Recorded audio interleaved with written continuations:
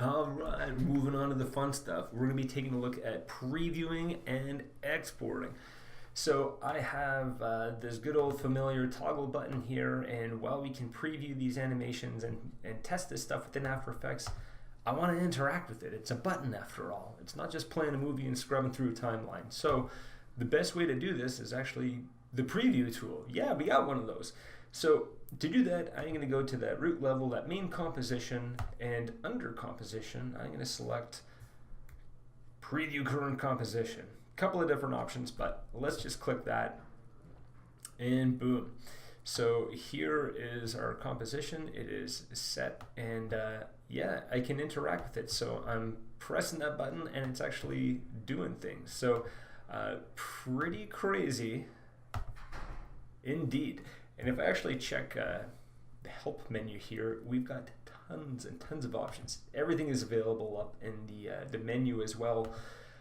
Very simple. I just have a button. So maybe let's take a look at something a bit more complex and to check some of the different options here. So let's just go ahead and preview something that I have set up.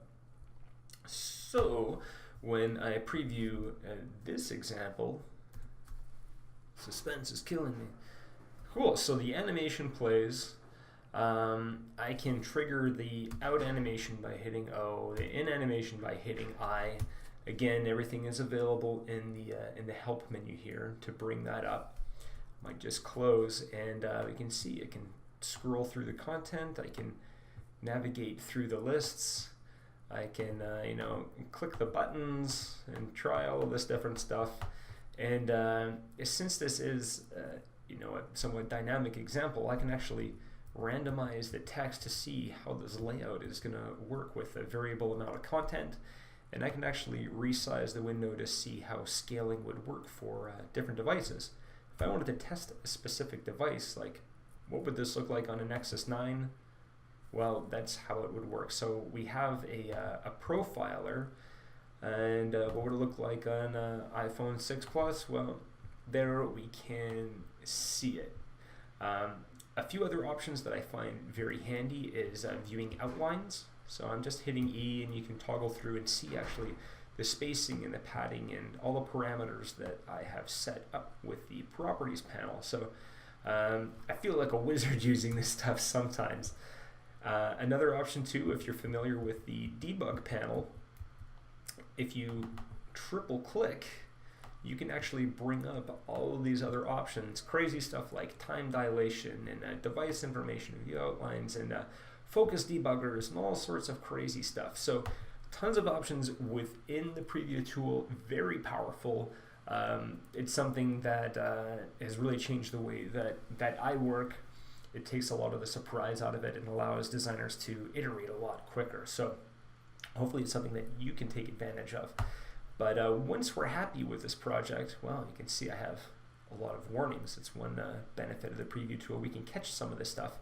But once we're happy with these results, you know, I can actually go and export this project. So if we're ready, you know, it's going to choose the right folder for me, and I could just hit all right, okay, and that's going to go through. If there are any errors or warnings, I should be able to double click on them, and it'll take me to where I need to go to make those changes.